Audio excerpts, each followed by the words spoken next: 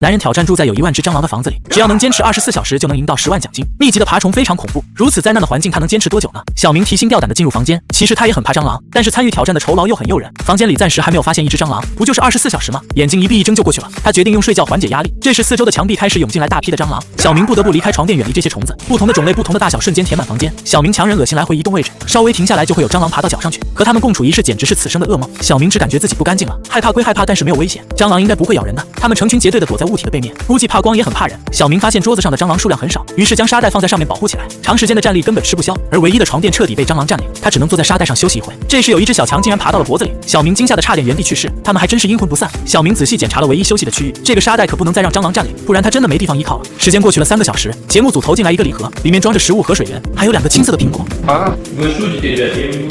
在这种环境下吃饭属实有点为难，但小明还是没忍住对美食的渴望。吃东西果然能缓解压力，他还好心和蟑螂一起分享食物，本来是很害怕的，现在看来只要不去招惹他们就能和平共处。节目组投进来一支蟑螂粉笔，据说画上蟑螂就不敢靠近。小明迫不及待地开始实验，没想到竟然没有任何作用。谁发明的智商税啊？这些蟑螂好像不太活跃，全部趴在墙壁上和角落处。小明很庆幸他们没有飞来飞去的恶心人，他一会看书一会打游戏，玩得很投入，差点忘了双马尾。看他这么舒服，节目组怎么可能安心呢？于是提出手拿蟑螂挑战，坚持15秒就能获得奖励。一想到用手碰它就觉得毛骨悚然，小明的心里极度抗拒。但是主持人提醒他，这个奖励在接下来的比赛中至关重要。小明只能硬着头皮去抓蟑螂，每一次触碰都差点吓掉半条命。他还偏偏挑了一只最大号的虫子。主持人开始倒计时，虫子的触感时刻刺激着心脏，小明只能大口呼吸缓解紧张。3, 2, 1, отпускай。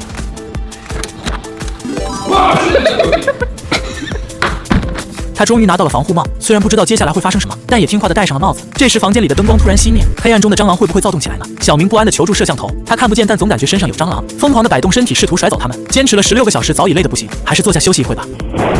这一屁股下去不得压死好几只。小明坐在沙袋上不敢睡觉，他很害怕被蟑螂爬满全身，必须时刻保持着警惕。主持人扔进来一个微小手电筒，这么小的光源也能让心情好一点。再次坐上沙袋时又被摔了个狗吃屎，黑暗中的危险无处不在。小助手又将很多蟑螂倒进了房子里，小明只能听见声音看不见情况。地面上又多了一被密密麻麻的爬虫，小明意识不到危险，反而越来越困。他躺在沙袋上竟然睡着了，一直睡了3个小时。意外的是蟑螂没有打扰他，可能他们也怕人类吧。小明开始大胆放心的睡觉了，睡着了时间就会过得飞快。黑暗中部分蟑螂开始躁动了，它们爬来爬去完全没有影响小明，他依然睡得很香。这时24小时时间已到，主持人将窗户打开，迷迷糊糊的小明这才反应过来，快速逃离了蟑螂的房子。难受的一天终于结束了，不敢想象他竟然挑战成功了。那么问题来了，如果是你这样的挑战，你敢参加吗？